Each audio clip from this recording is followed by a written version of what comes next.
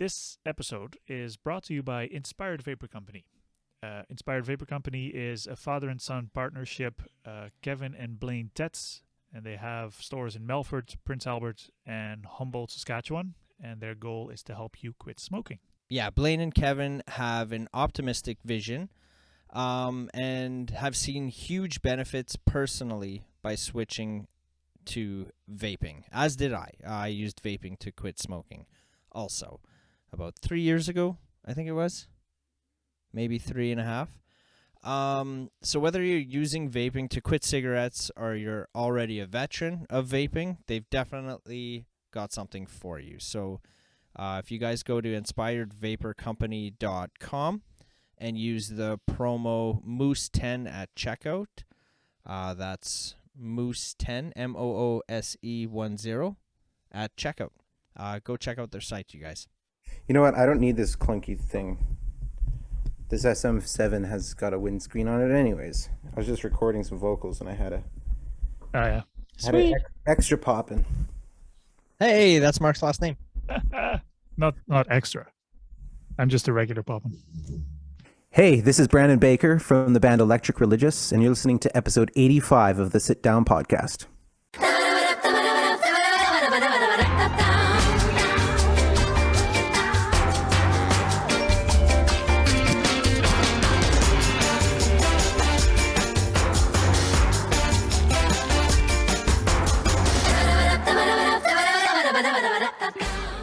Hey, have you heard about Muse Canada?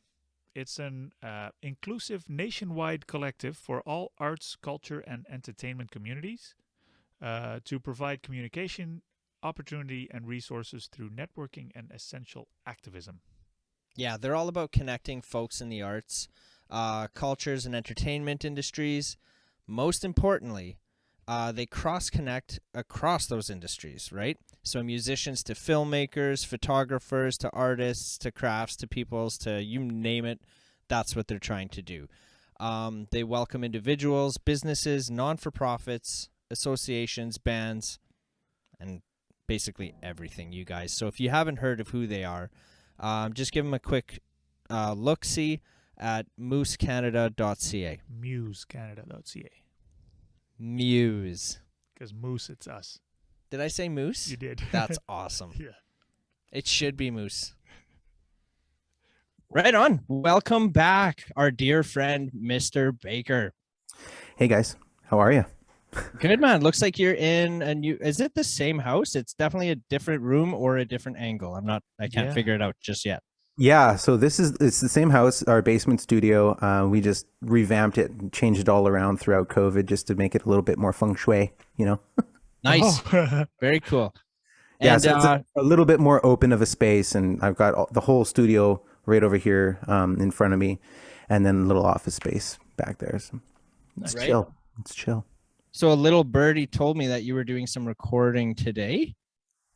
Yeah, I was recording today. I was doing some vocals for an upcoming project. Can't say too much about it, but it's not mine. I'm just helping out. Nice. Yeah. That's always, I love seeing that. Like, and actually, I think more lately I've noticed not collaborations, but I see, different musicians, different artists helping one another out. And like, whether it's with production or videos, for example, like when we went to Winnipeg, the camaraderie between Exo Murda and Northern Royals. Yep.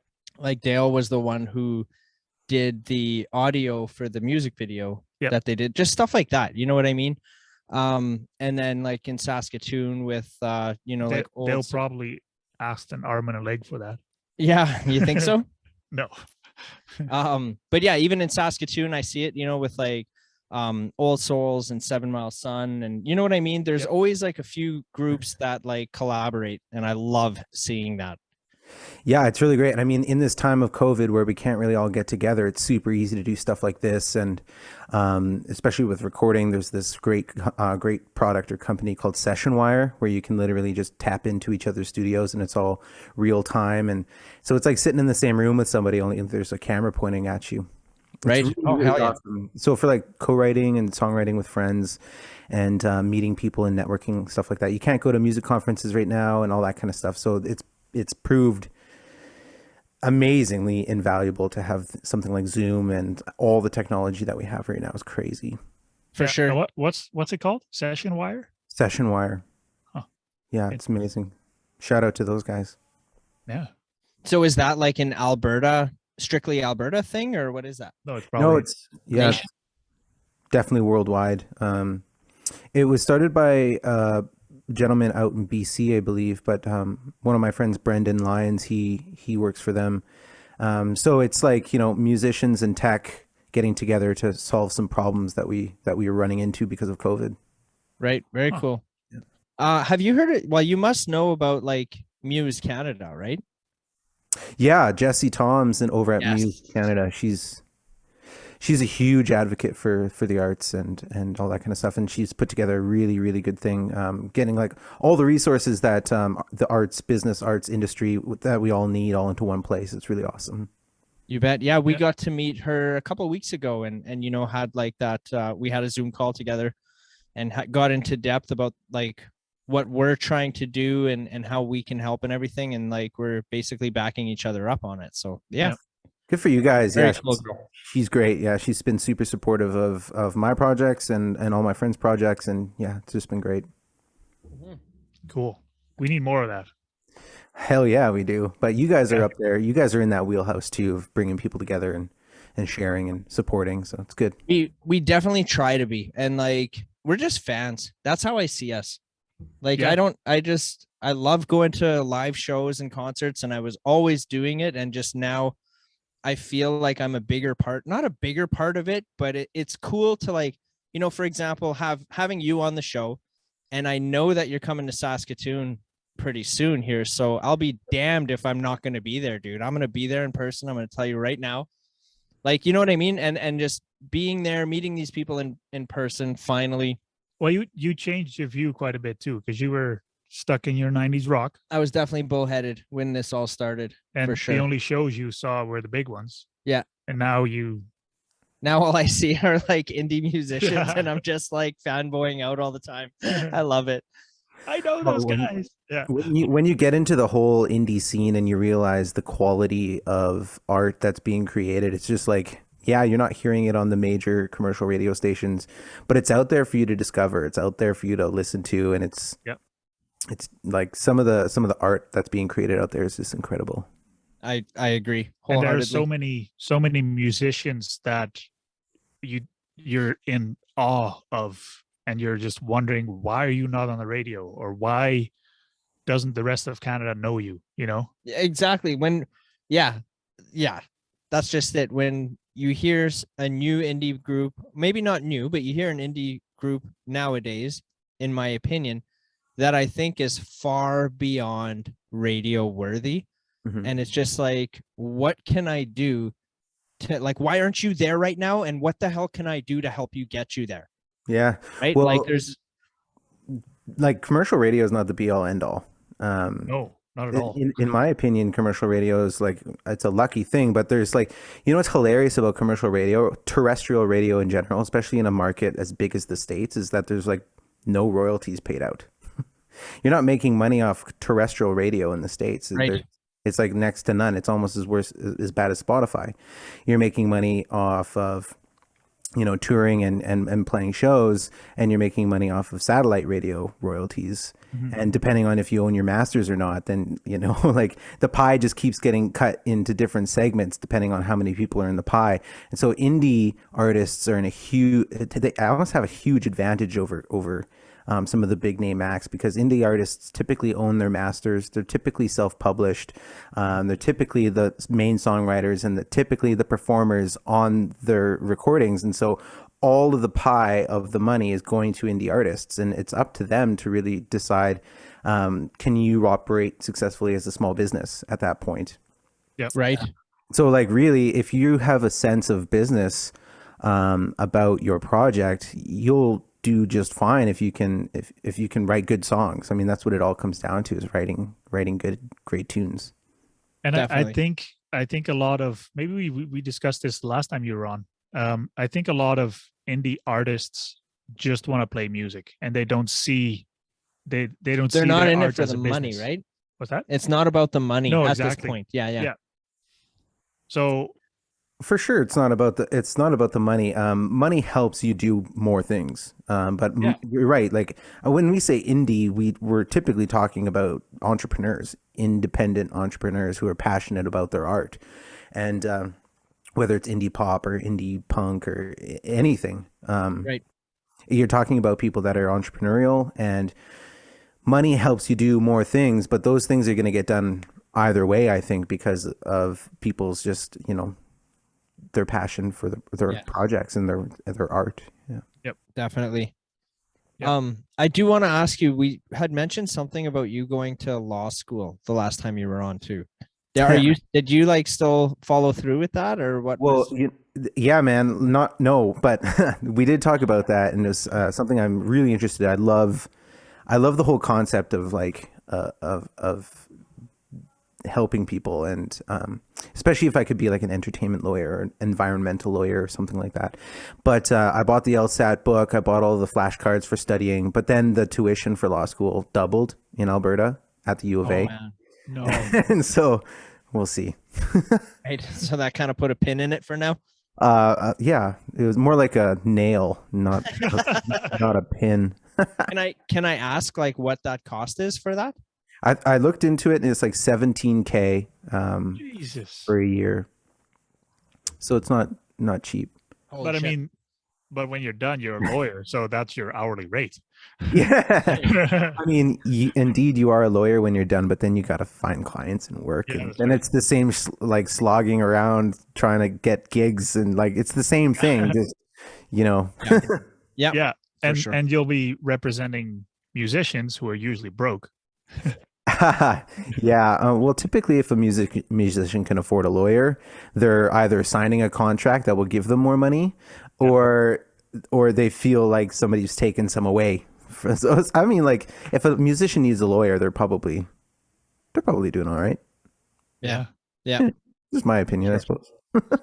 suppose. What kind of you've got some shows coming up in Saskatchewan? Am I right about that? Can I talk about that? Of course, yeah, they were announced. We have one show in Saskatchewan so far. We're actively looking, but we're not like we're trying to do like little weekend things. My partner, who's in the band, full time job. I've got other things that I do, and we have a son. Pardon me. And so, like, we're gonna try to do some weekend things. But the show that you're referring to is at the Basement on October 23rd. In Saskatoon, and the North Sound is going to be opening up the show, and so we're super excited about that. And then our Alberta shows October 21st at 9910 in Edmonton. That's our album release party show. Oh, sweet. Yeah, and Jay Gilday Band's opening up for us there. Very special guest because I love his music so much. I think he's got an amazing voice, and he's such a good songwriter, and just a tasty guitar player. And then we're playing November 6th in Calgary with Matt Blaze, who's going to be the special guest that evening. And then we are doing November 13th in Red Deer at the VAT with a special guest to be announced. Oh, Oh. Funky Moose Records? No, just kidding. Yeah. I'm totally kidding. You want to sing? No, I don't want to say. You No, guys got a band? yeah, no, we do not. But I want to come see you in Saskatoon for sure. So, are those tickets available right now? They sure are. Saskatoon? Where Yeah. where can we find those tickets? Like on your website or where? Yep, 100%. On Yeah. electricreligious.com, or you can go buy tickets at the Basement's website as well, which I don't know what it is. I don't Right. know what the website is, but you can Yeah. find it easy. Yeah. Oh, friggin' rights. Count me in, man. I'm Awesome. there. Yep. Yeah. But October 23rd? Yes. 23rd in Saskatoon. Yeah. October. What day is that? What day? Saturday. Saturday. Saturday. That'll be my 1, The big show. 2, 3. That'll be my 4th show in October to go see. I got 4 lined up, Awesome. and I don't even know if I can talk about all of them at this point. I think Okay. so. Yeah, I think so. I think they've all been announced. The Halloween one you can talk about? Yeah, that was the one that I was kind of iffy about. Yeah, no, that's announced now? Announced, yep. So I got tickets for Weapons and Dead Levy, October 16th. I've got tickets for Biff Naked and Buck Cherry, October 12th. Okay, yeah. I'm gonna get tickets for you for the 23rd, and then Janelle and I are going to Regina on the 30th. We still don't have our tickets for that yet, for the though. hour hand. For the hour, we're trying. The only way to get tickets for the hour hand and weapons at the Howl in Regina is through the radio. So Oh, I'm entered to win. So yeah. I'm just kind of like, Crossing we'll your see. fingers. Yeah, but can't you chalk yourself up to press or To something? I don't pressed. know. Yeah. Yeah. Those are the 4 we got lined up for October. Fuck, I've been just loving it, Brendan. I saw Weapons in Prince Albert. And then what the hell else? We went and saw 7 Mile Sun a few nights ago, Tuesday night or something. With Old Yeah. Souls, With Old Souls, yeah. the hour hand. I went and saw the Hour Hand in Saskatoon. Fuck, I've been just like hitting up concerts, man. I'm loving it. I'm trying to take in as much as I humanly possibly can right now, because I don't know what's coming around the corner. Do you know what I mean? Take advantage now. I'm enjoying it while I can. There's definitely rumors going on right now that we're about to enter a 5-week lockdown In Alberta? Alberta. But I mean, like, must have heard the news that the Canadian Medical Association has advised a lockdown or a circuit breaker for both Alberta and Saskatchewan. I'm so out of the loop. Yeah. All I know right now is effective tomorrow. It's like mandated proof of vaccination and or a negative COVID test before you go into like any restaurants or venues or any of that stuff. Any public place, really. Wow. So like here in Alberta, businesses can participate in the what's it called? Restrictions exemption program. That's what they're calling it here. A business can ask you, but another business can decide not to enforce it, not to enforce it. But then they've got like way more restrictions put on them because they're not enforcing this protocol. And so, I mean, like, I really feel for small businesses.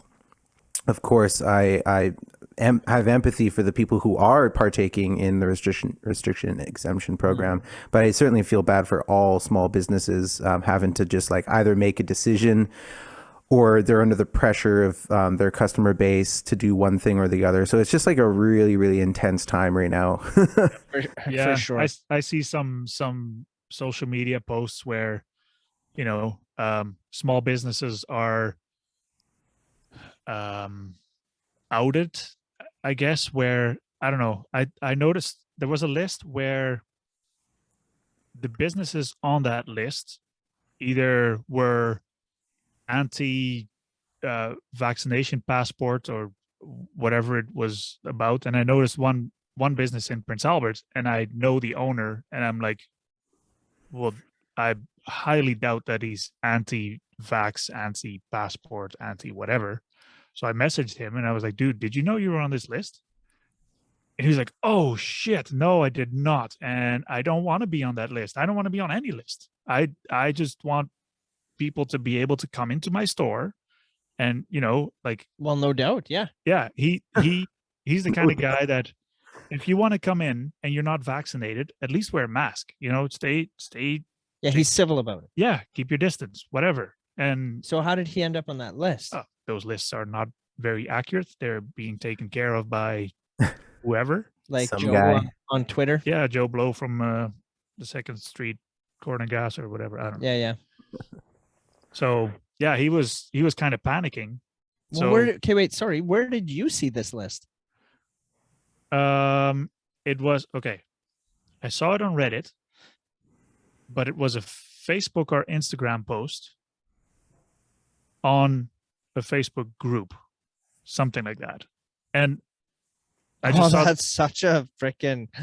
I saw it fly by and God. I recognized the name. I was like, no, that's not right. So I messaged him and he's like, oh shit, I got to find out who put me on that list. So we both started digging, right? Found out who put him on the list. From. He reached out to that person saying, dude, that's not accurate. And crazy.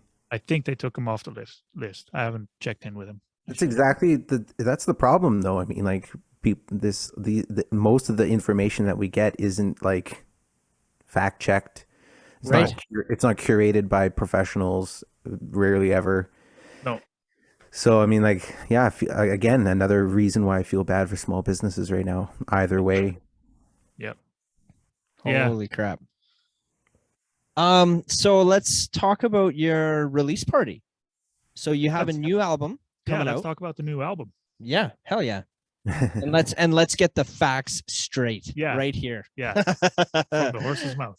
I'm your certified professional here. There you go. Right on. So what's the date of the release party again? It's October 21st in Edmonton, Alberta, at a club called 9910 on 109th Street by the Ledge Grounds. Nice. And then how many, not are all the songs? No, there isn't. There's 3 of the new songs are available currently. Am I right on that? No, the whole album is available. Yep. The whole album's out. It was out September 24th. See, this is why you shouldn't get your music from YouTube.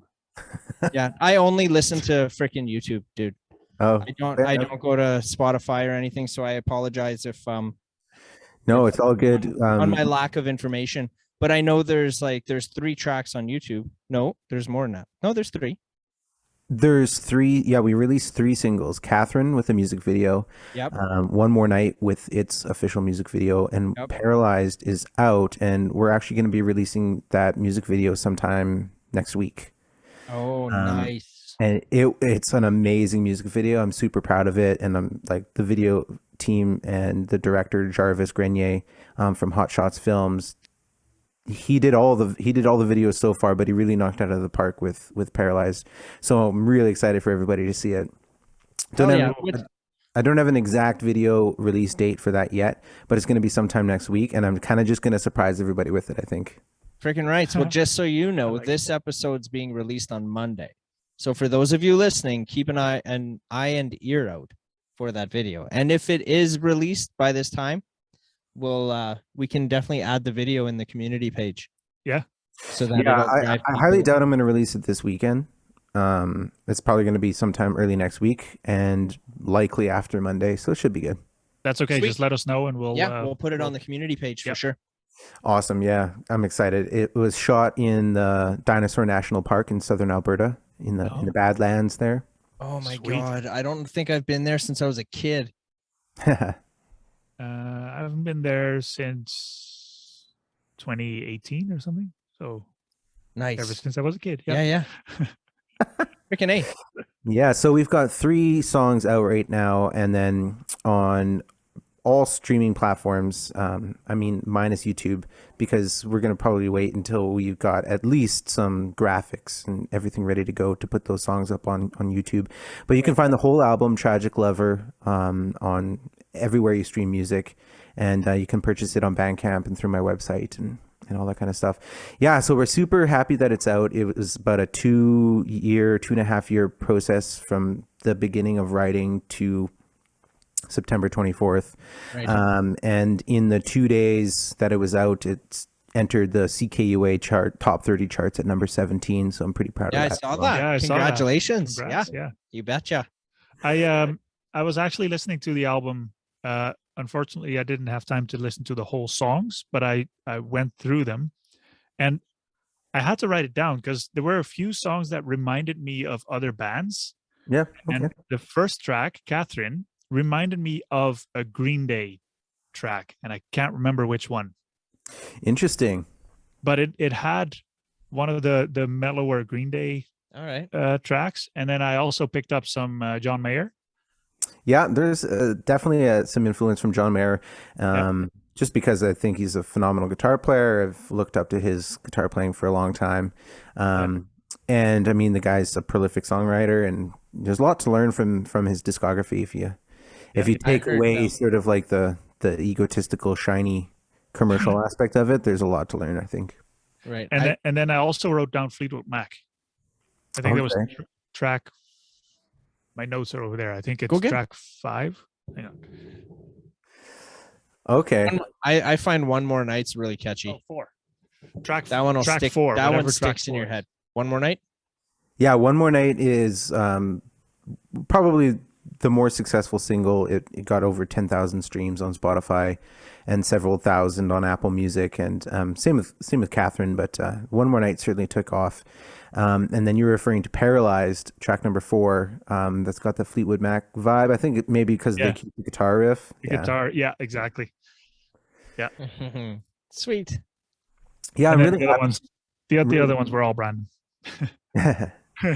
I'm super happy with this record, and I'm super proud of it. I made sure to leave space because, like, I sing and I write the music, and so like my words are important to me. But what's equally as important to me is my voice on the guitar, and so I made sure to leave quite a lot of space for my other voice, my guitar voice, to shine through. So you'll see track number 6 is called Half Breed, and that is just a pure emotion instrumental guitar solo track, just sort of getting some frustration and anger and some hope out there through my guitar. And same with the ending of the last track, Fading on the Vine. It's just sort of like a musical prayer in a way.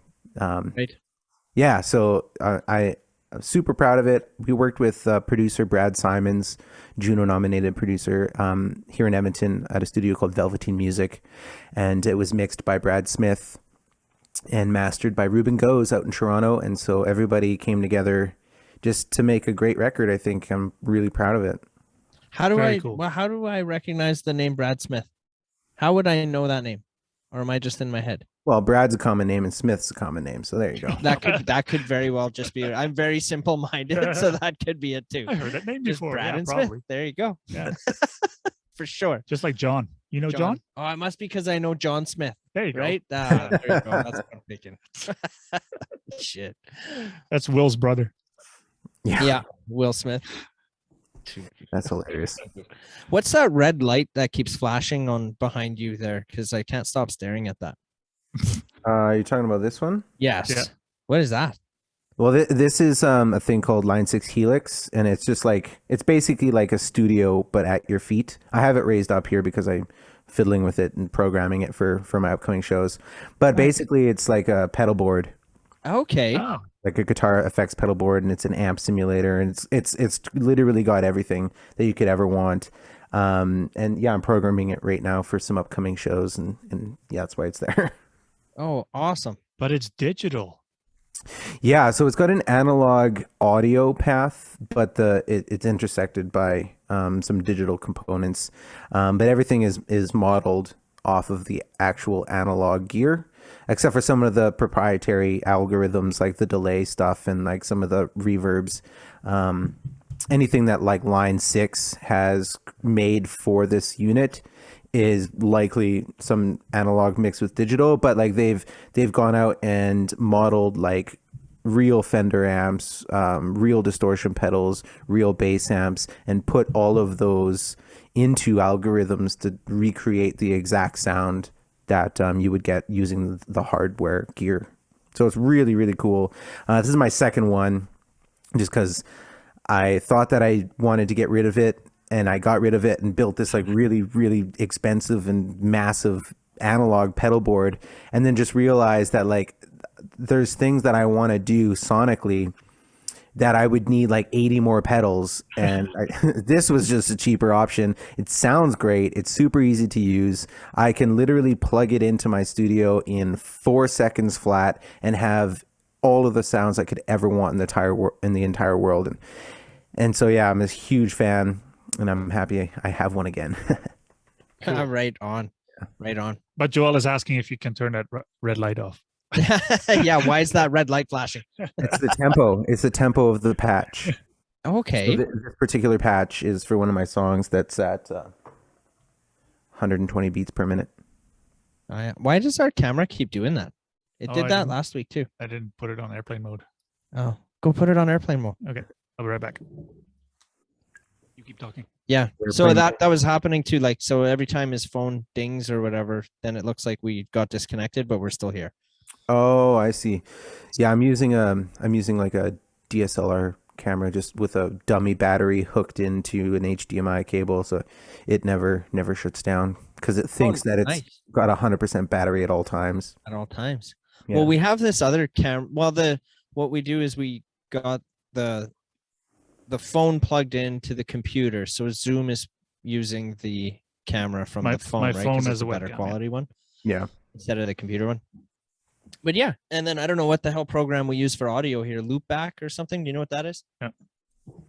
I've never heard of loopback. I use an Apollo Twin, Universal Audio Apollo Twin interface, and everything goes through my computer through this Universal Audio app called Console, and it's basically like having a recording desk just virtually, and so it operates the same. You can put plugins in, and it's really cool. So everything is going through the Apollo Twin and then coming through just the computer back to you guys.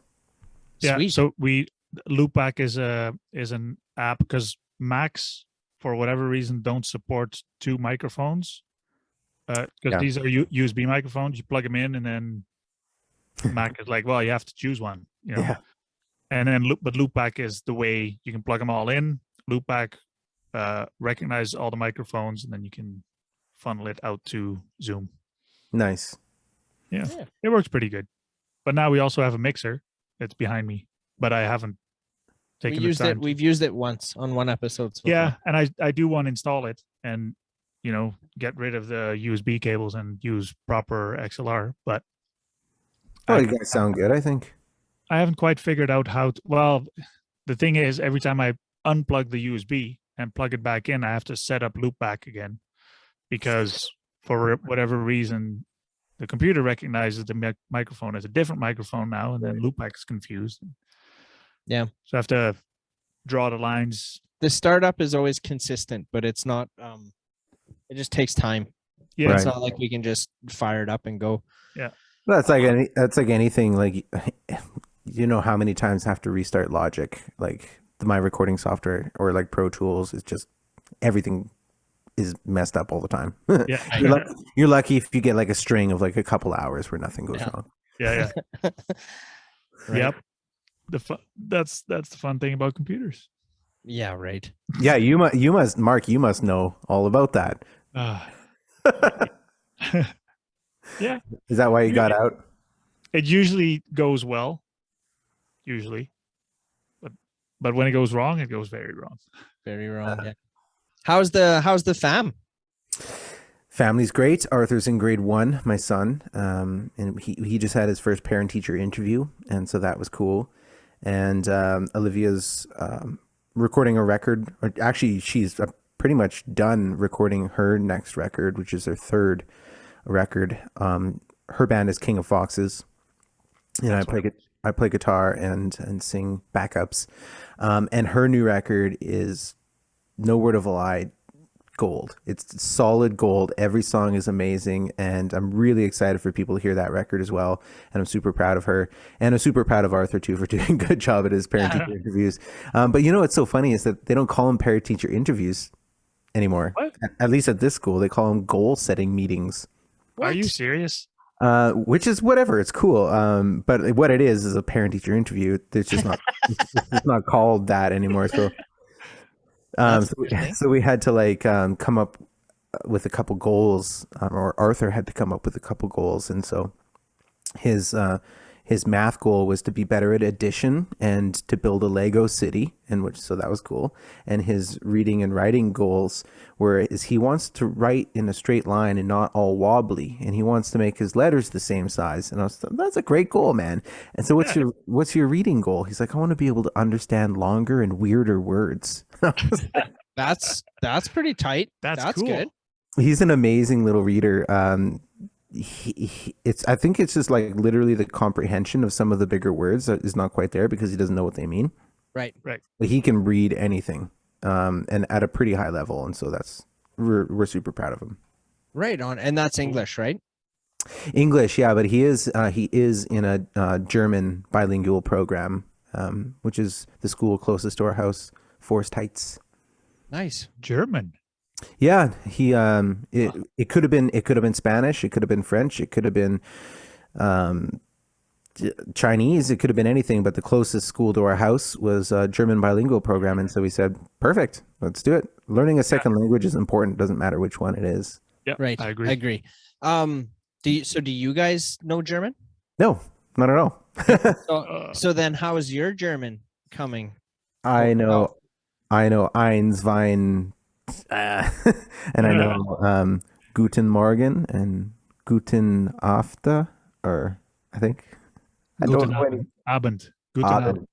Yeah. So I don't know any German. That's about as much as I know.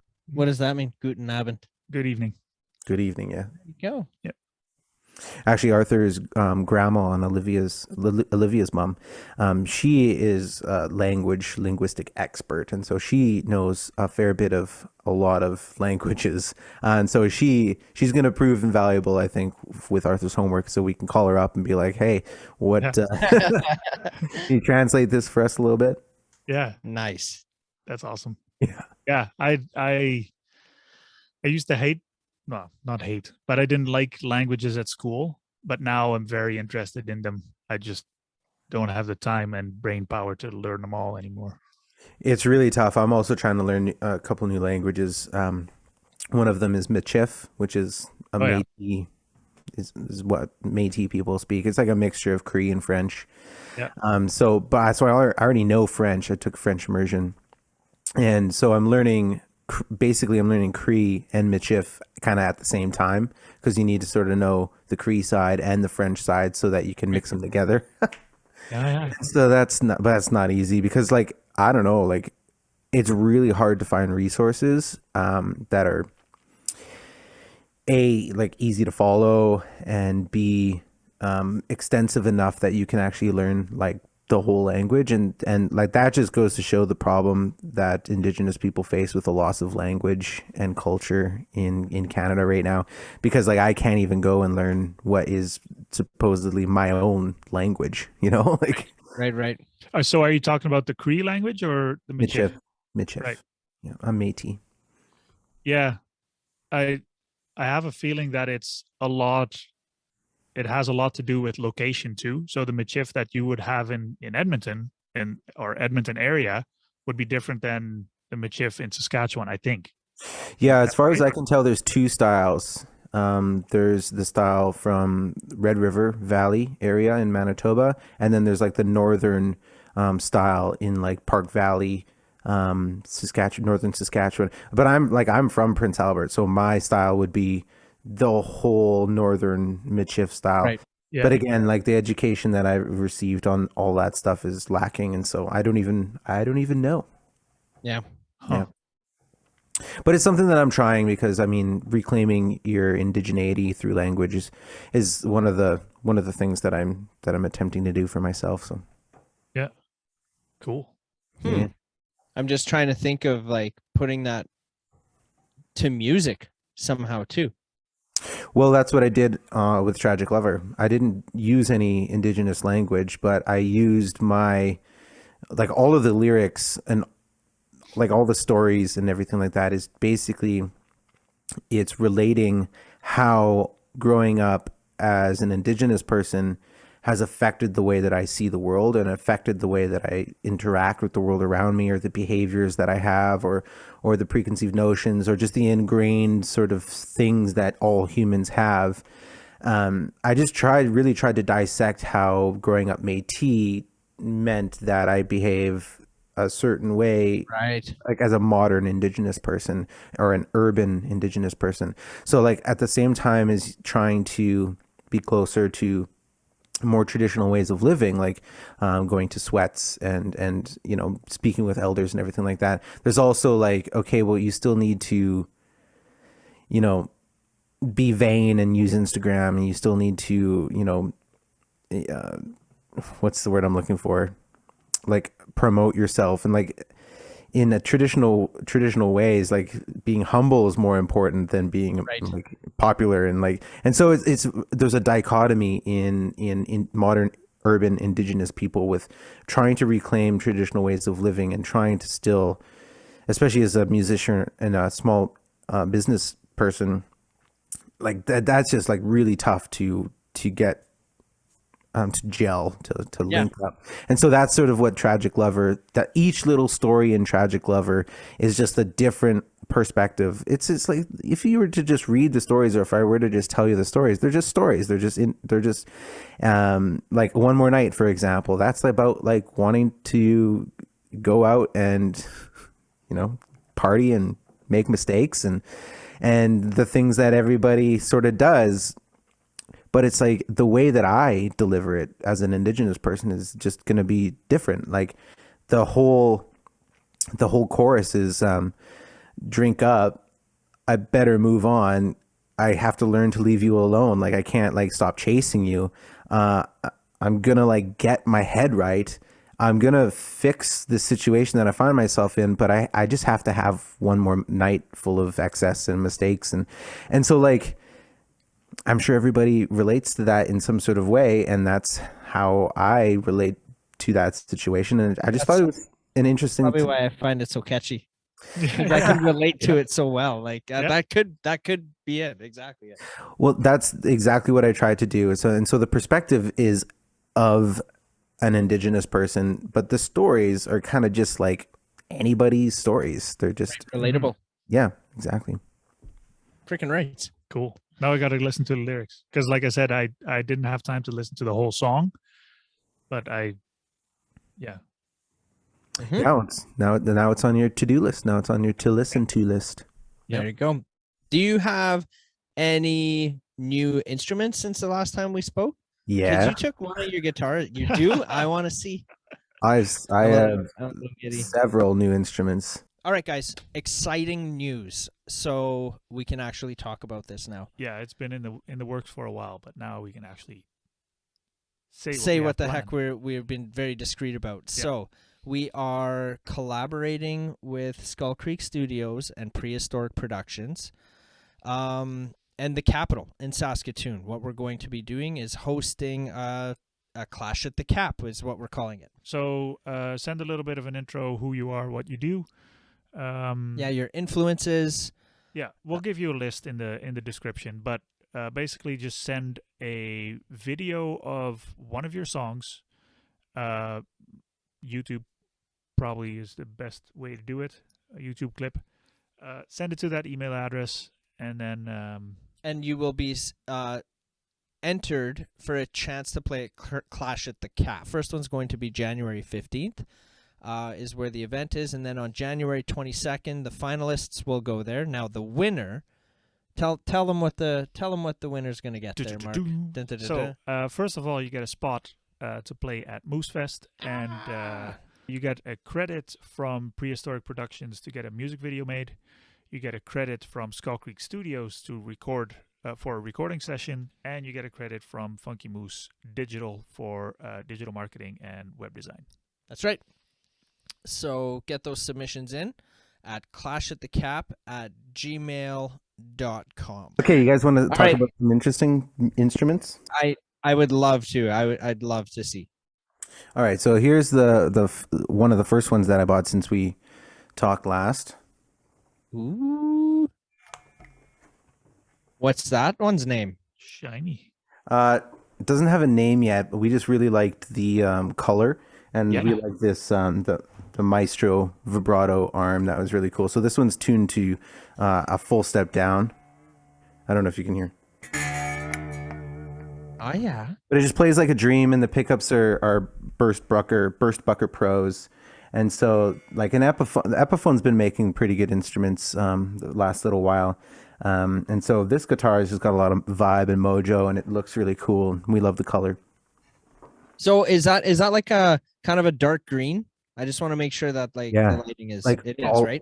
Like olive green for sure. Okay. That's like my Funky Moose shirt. All right. Not this one, but well, it's just because like that one the week we had Justine on her hat, right? It looked one color, but it was actually a different color. Oh. So I just wanted to make sure that the color was accurate. Justine is just colorblind. Yeah, maybe. Okay, so a few more here. We got this one.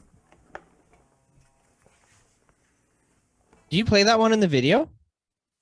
Nope. But look at it's got like a really cool orange sparkle. Sparkles. Yeah, so this is a Telecaster Deluxe 72 reissue. Fender Telecaster Deluxe, but this thing is also really cool. Feels good, plays really well. This thing's a ripper. Like you can absolutely shred on this thing.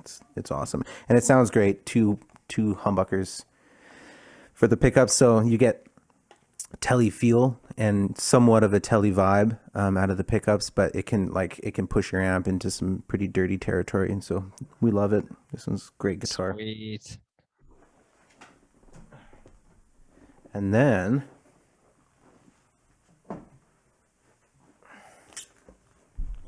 This one is probably my new prized possession. This is a 1965 Vox Tempest 12 string made in Italy. I'll try and see if you can see some of these features. 12 strings. 12 strings. That's 2 times 6. Yes. Oh, I like those knobs. Yeah, like it's got all the age and checking that you could ever imagine out of a vintage guitar. Super cool. Jimmy Page played a Vox 12 string on Stairway to Heaven. Nice. How much more difficult is it from playing a 6 to a 12? Twice as hard. Yeah, you ding. Because I noticed like those two, like, because I don't play guitar, right? So I noticed on that one how they're like in twos, right? The twos they're pretty close to each other. So how difficult is that to, when you're strumming them? Are you strumming one chord at a time, or are you hitting the two together? So yeah, it's meant so each string is tuned an octave apart, except for the top 3 are in unison, meaning it's the same note, but the bottom 3 is the low version of the note and the high version of the note.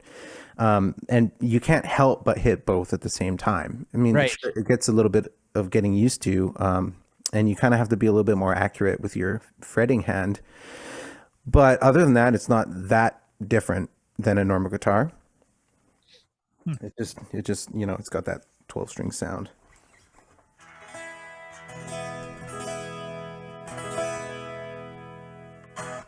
It's just so intimidating to me to see that. It's like, holy fuck. Thanks.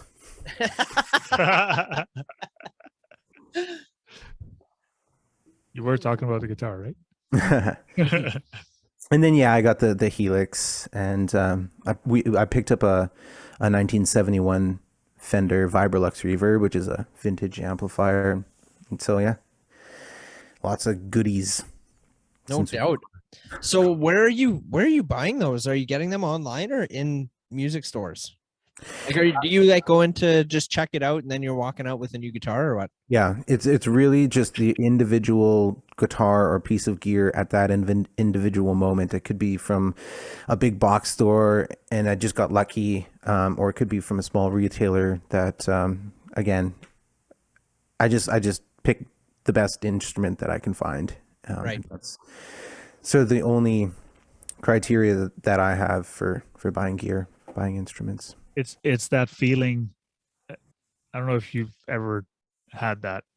Like an impulse feeling? No, you walk into a store and you look around and you see that one thing and you're like, oh shit. Yeah, it just jumps out at you. And then you pick it up. For me, it just jumps out at me like especially that orange sparkle Telecaster Deluxe. It just was like jumps out. Yeah. And then you pick it up and you get lucky that it feels so good and sounds so good too. And so you can't not buy it. And then you're gonna be like, ah, damn it, this is gonna cost money. Do you have to phone Olivia and be like, hey, can I buy this? Or do you just like, you ask for forgiveness instead of permission? I always run purchases by her because we're a business. We operate a business, a musical enterprise. Right. And she plays too, right? Yeah. She's got some really cool guitars here. I'll even show you some of hers.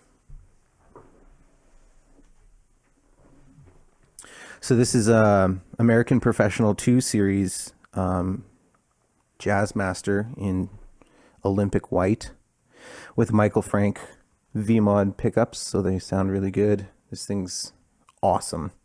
It's a fantastic guitar. And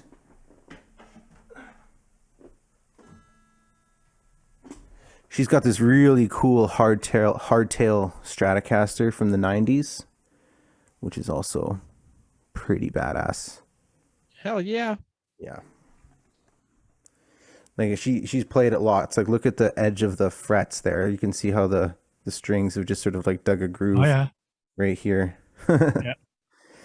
And then she's got this really, one sec.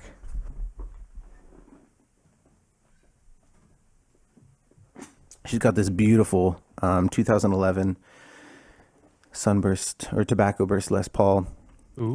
that was like literally picked off of the assembly line by a Gibson employee. So it's a fantastic guitar, well made, Les Paul standard. So yeah, she's got some pretty cool stuff too. Frickin' rights. How many strings on that one? 6 3/4.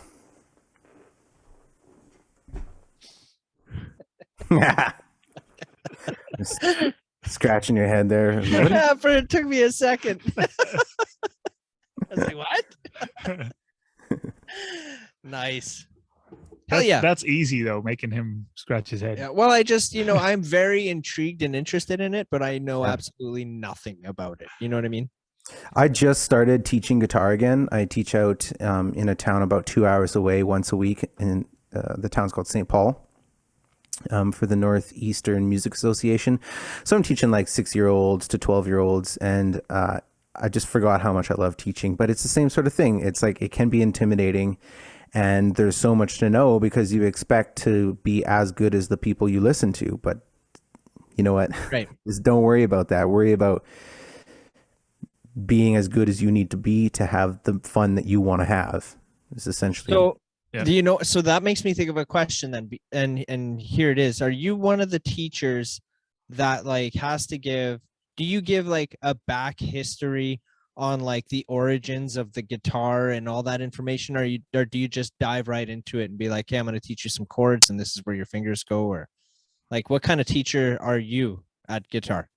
Yeah, I just I meet them where they're at. I meet a student where the student's at. If the student is, having trouble making the guitar make a nice, clear sound, there's where we start. And things just sort of like pop up. And I don't really go with any sort of curriculum or a plan really, because you can be interested in one thing one week and interested in something completely different the next week. And for little kids, it's not really, I don't find it useful or practical to try and follow a plan when it comes to music, because if a kid's not interested in learning Smoke on the Water and they want to learn a Taylor Swift tune and you're saying, well, learn this Smoke on the Water tune, they're just not going to be interested. And so I just take it student by student.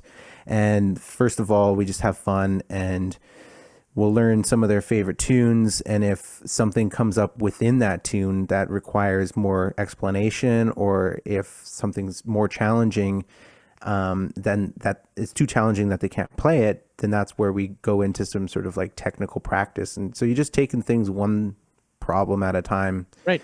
Yeah, that's how I teach. I think that's I think that's the best way to do it. That's how Byron teaches. Yeah. Yep. Heck yeah. Byron Matthijs. Yep. He was my old guitar teacher. Oh, there you go. Oh, nice. But he is everybody in PA's old guitar teacher. Yeah, He- exactly. he's fantastic. If you play guitar, Byron taught you.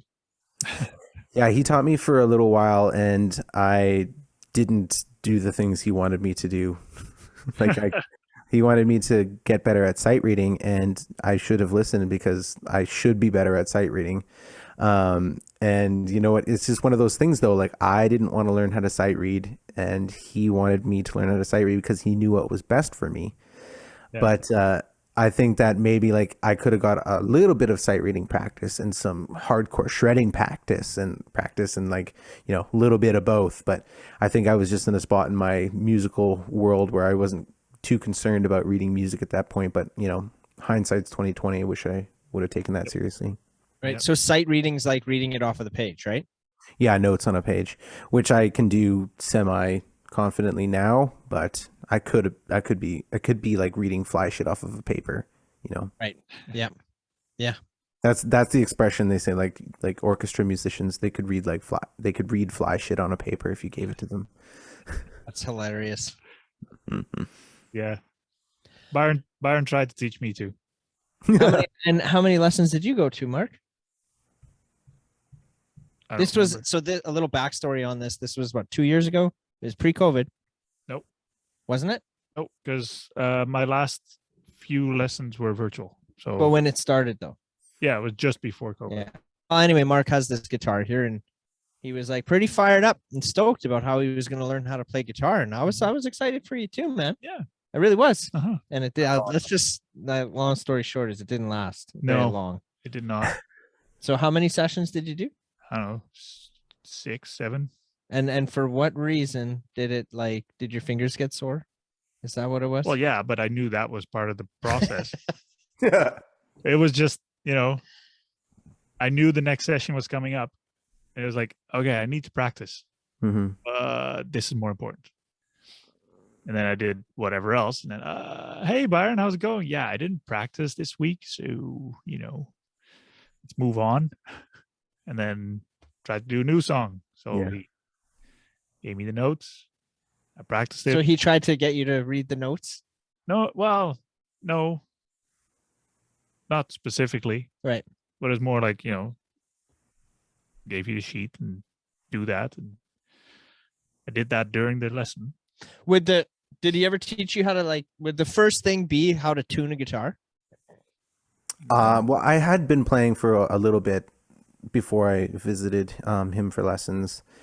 So I knew how to tune the guitar and I knew how to play like a little bit. And so he was doing the same thing that I do for my students, plugging the hole of skill that I didn't have. That's what he was literally doing. But I didn't see it that way. You know what I mean? I was just like, I want to learn how to play, all the Metallica songs and I want to learn how to do that better. But he was trying to make me be a better musician, which in the long run would have paid off probably a lot more. But yeah. Yeah, he's a good guy. I finally got to meet him now. He's a great guy. Yeah. You should see, is it on his Instagram? They played a set at Chesterfest there a few weeks ago. I have a few videos. I did see that on social media there. Yeah. Hell of a guy. Yeah. And fun. Wicked guitar player. Yep. I think everybody in PA agrees on that too. Everyone, that seems like a lot of musicians that we've talked to in the last 2 years, everyone knows who he is. Yeah. So that's pretty cool. Yeah, he's definitely been around and he's had some success and it's awesome. Yeah. Heck yeah. Right on. I don't suppose I can get you to would you be willing to play something for us again like you did last time or no? Sure. And freaking rights. I feel weird asking, but I'd appreciate it. Yeah, let me get something rolling here. Heck yeah. Giver. Well, we all understand, everybody at home, that it is on Zoom, so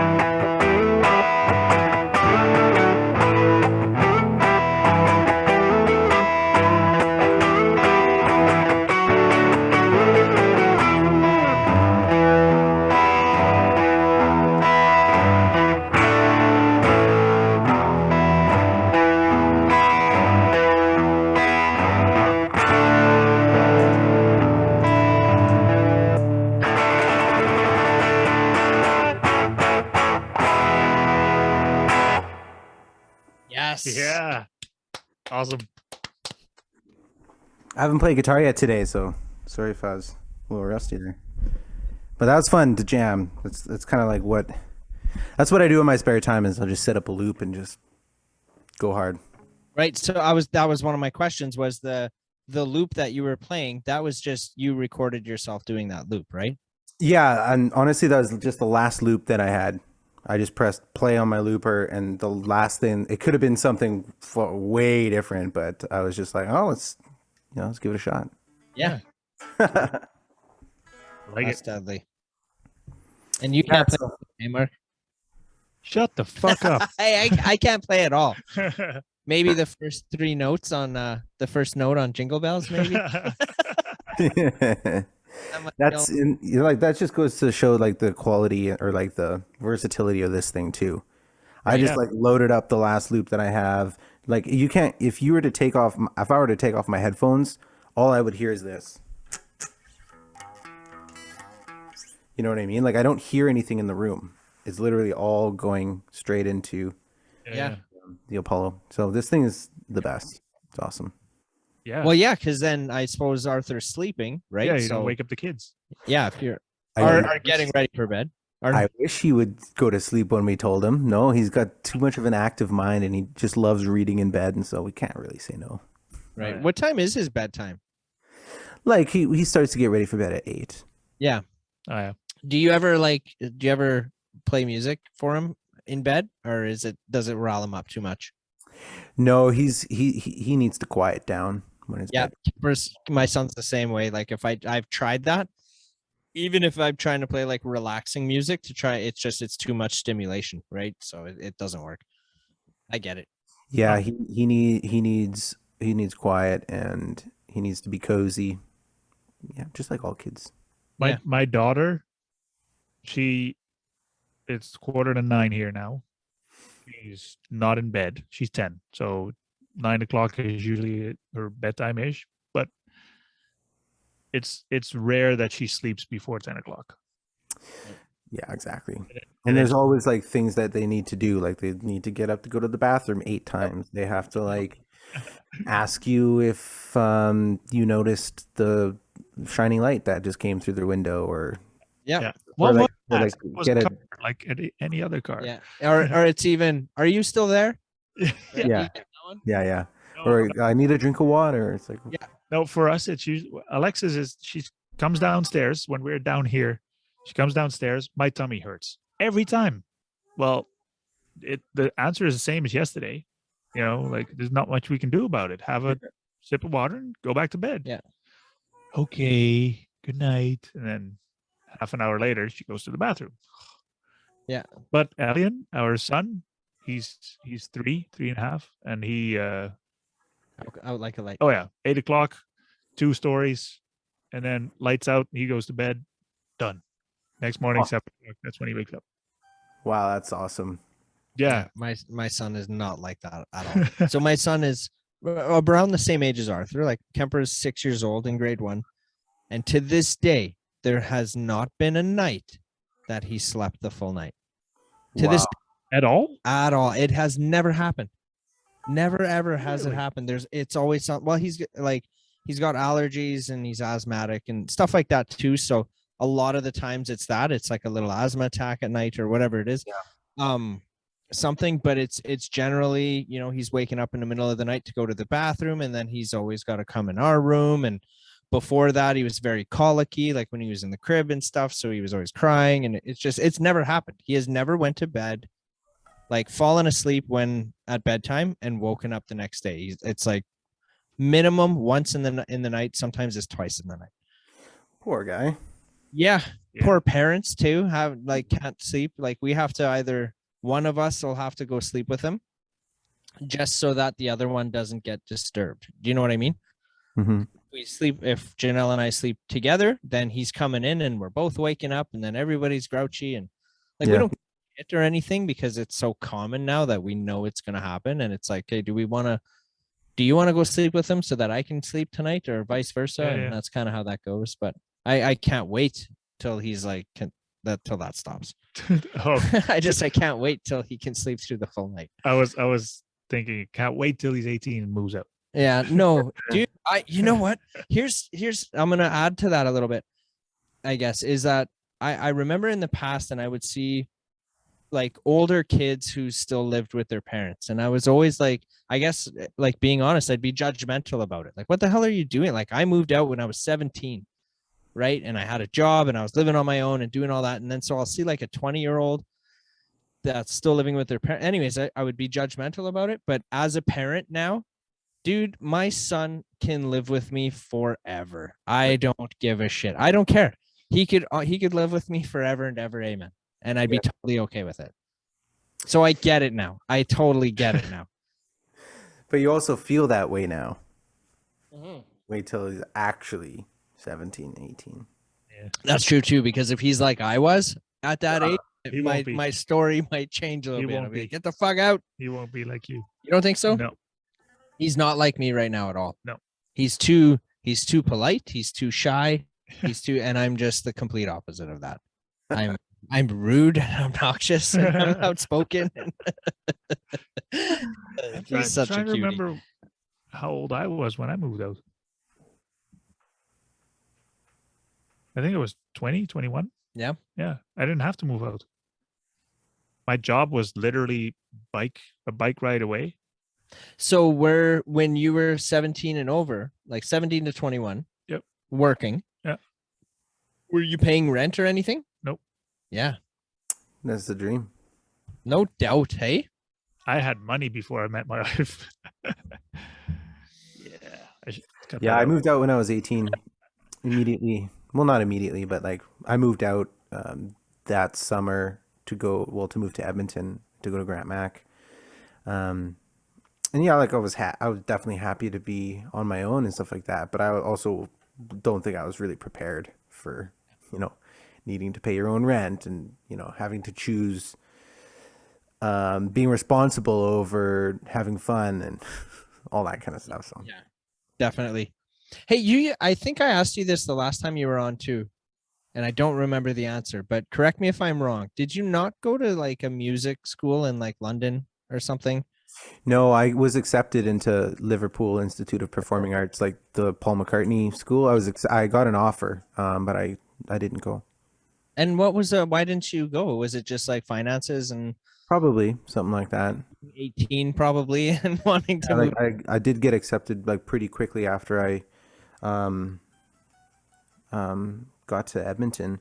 There was like a representative from Paul McCartney's school just like that came and was like looking for talent, and I auditioned and they gave me a spot. But it certainly wasn't like it wasn't like a free ride, but I had a spot, which felt really good. But yeah, I can't remember why I didn't go. I think it's because it was just like too intimidating to move to like a different country and like be so far away and like, yeah. Dude, I'm going to tell you every time I see you, Martin Box. Yeah. I'll never forget that song, dude. I wish you remembered that song. I really do. I strongly do. I'll have to like figure out where that went. It's like, and also I wish I had a Martin guitar. All I have is silly little Larrivee guitars. Little guitar inside joke because Larrivee is a great instrument, but yeah, silly little ones, eh? That whole Paul McCartney thing and Les Paul reminded me of the picture I saw today. It was Les and Paul holding Paul's Les Paul. Yeah, that's like the Jimmy, the one where they're like this. Yeah, that one. Yeah. Oh, I haven't seen that. I'll have to look that up. And that reminded me of Jimmy Fallon and Justin Timberlake with the coffee mugs and the pictures of each other. Oh yeah, you know what I'm talking about, right? And Macaulay Culkin and it was like Macaulay Culkin and Ryan Reynolds or something had like Inception like T-shirts. That's right. Yes. Yeah. We should do that. We could do that with Electric Religious. Yeah. And Funky Moose, that'd be great. And just do a back and forward on fucking Instagram or something. Here, I'll show you how this 12-string sounds. Probably not tuned, but that could be cool.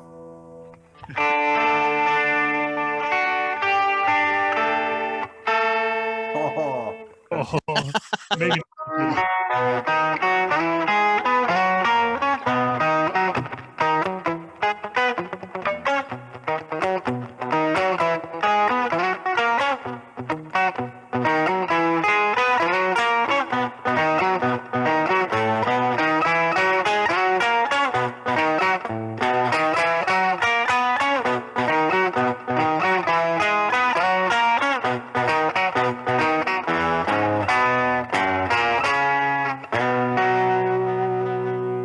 And it's got this really cool thing right here.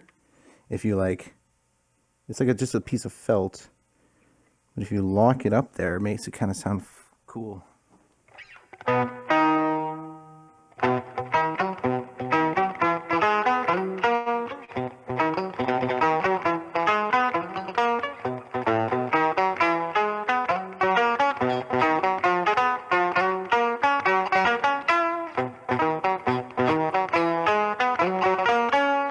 Yeah. Cool. Sweet. A fun instrument. If it was in tune, I'd give you some like Led Zeppelin or like Yardbirds or something. But And get flagged by YouTube. Yeah. yeah, because it'd be like the exact sound. Man, we get flagged every week. Yeah, I'm over it now. Yeah, me too. I'm gonna what's it called? But whatever. Well, that's just it. That's all we can do. You know, Oh, I because didn't it's just it's just an algorithm that flags us. I so- got a reply from from last week. no yeah, because I sent that separate email to Yeah. that distributor. Yep. And they were like, "Oh yeah, that's nothing to worry about. Just keep reporting it, and we'll release it. No problem." Like, All okay, right, how then. about you just not report it? Yeah, but we understand why they do that. I get it. Yeah, of course. But it's just a pain in the ass. So what happens, Brendan, is like you typically we'll have an artist and we'll ask permission to end the episode with a video or a song or something that they've released. So we try and do that when we can. Every single time we get flagged, right? Because Not of every- copyright. but a lot of the times. Yeah, not every time, but 9 out of 10 times. Are you guys getting flagged by like CD Baby and TuneCore and DistroKid? Yeah, exactly. That's just Yeah. unfortunate. Okay, I got this thing tuned.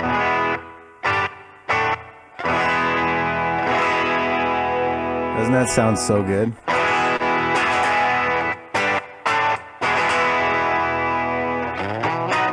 What about? The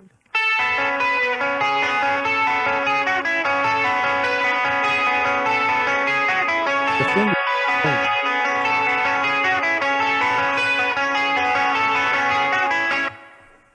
Yeah, a little closer Hell to the yeah. heart. Yes, sir. Yeah, this is great I guitar. was saying, let's see your fingers. Backed up there. These ones. Yeah, there you go. Back.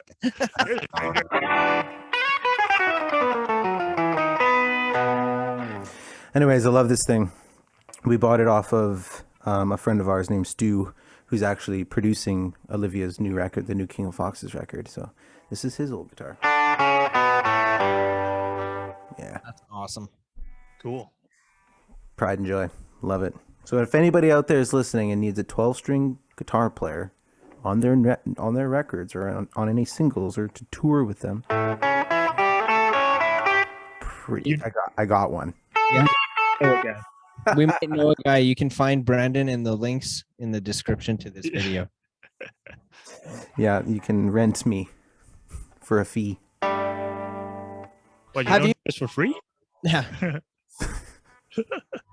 Rent me for free. Does have you ever taught virtually or do you do it all in person?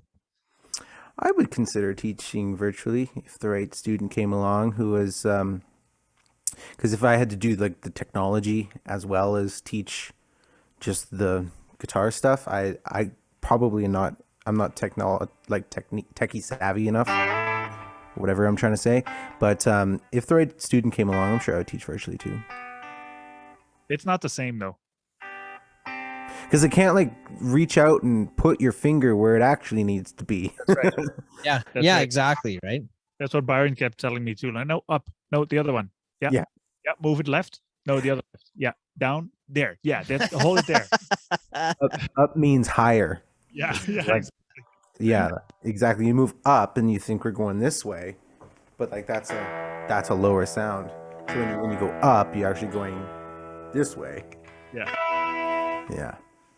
That's funny. Yeah. It is. I'm dealing with that right now with plenty of my students. Anyways. Yes, sir. The 12 string. Yeah, it sounds amazing. Is For that sure. a thing with guitar players? I noticed that a lot where even if you're in a conversation and somebody has a guitar and that's basically their life, just in conversation, they just start picking the guitar because there's a thing in their head that, Like I'm doing right now. Yeah, exactly. I mean, And I could just mute it. you and could. you guys wouldn't be able to really hear it. You Is could, but yeah, I wonder if is that like a nervous tick thing, or is No. that a muscle memory thing, or is it just I've seen it with a lot of guitarists. okay, but it doesn't have like a drummer wouldn't do that. If you're talking to a drummer, he's not just gonna Yes, they would. would they just start banging on the drums? Yeah. You try having a conversation in the middle of fucking band practice, or you try to like, get anything done. All it is. That's awesome. And but drummers and guitar players are equally as bad for that. So. Yeah. Bass players don't do that, I think. No, bass players are so cool that they don't have to. Yeah. They just show up, rock it, and leave the stage. Yep. That's pretty deadly. They don't practice either. They don't have to. Oh man, there's so many good bass players though. Like the ones that like really put their heart and soul into the instrument.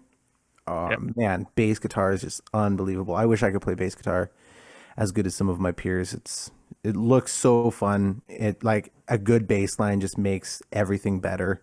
Yeah. The bass is the shit. Really, really is. I agree. I was talking to Byron saying that, okay, this whole guitar thing might not go as I planned. Mhm. And then, well, but maybe a bass is a different beast. Does he teach bass? Yeah. Also. Yeah. Anything with strings, I think. Yeah. But Watching. I might try. Let's do it. So Brendan, what I want to do is, I guess we could probably let you go here for that. I think we got it. Did we touch on everything that's like important, needs to get out there? I think so. We talked about the new album. I think that's the most important. We mentioned the and new shows album, you're and we playing. got some dates in there for sure. We know the Fam Jam's doing good and everything. It's starting to feel a little bit like an interview, guys. Well, no, we're just hanging out. No, it was a great chat. Like it was good. Good to hang out with you guys again. Good to shoot the shit. Good to sit down, have a chat. Hell yeah, man. I appreciate you like allowing the evening to hang with us tonight. Like I said the last time, you're part of the family now, man. Like you're one of the OGs in the Funky podcast. Nice. You know what I mean? Love it. And you always will be, man. We will always be here if ever you want to like talk about some stuff that you got coming out, and or even if you just want to come hang out, man. I appreciate you so much. Cheaper than my therapist, that's for sure. I'm along for the ride, and I'm always going to support you guys in any way I can as well. So Awesome. Same goes here, dude. Yep. So what we're gonna do is we'll put all your links in the description here. How do you feel about maybe just playing something on the way out? Maybe. How should we end the episode, you guys? Do we put one of your new songs at the end of this episode and get flagged, or do you want to play something? Actually, why don't this one's coming out on Monday? Yeah. Why don't you do the One More Night video? I will do that. Play that one. It's a good video. It's a catchy song. For sure. That's what we're gonna do, you guys. Thanks for tuning in this week. Thank you, Brendan. Thanks so much for having me. For joining us. This is One More Night from Electric Religious.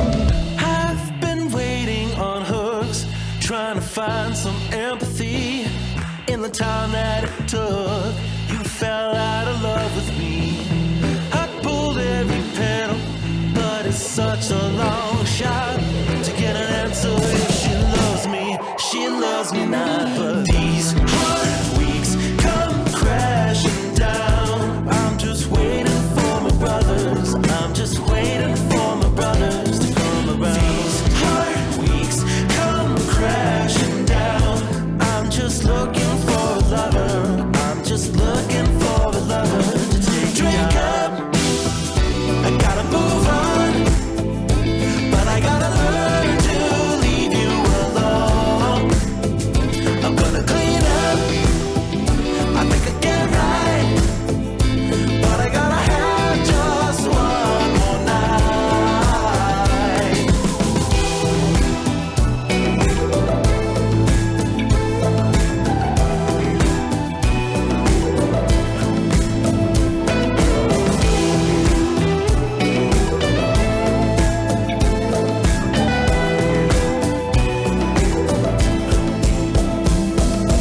These hard weeks come crashing down. I'm just waiting for my brothers. I'm just waiting for my brothers.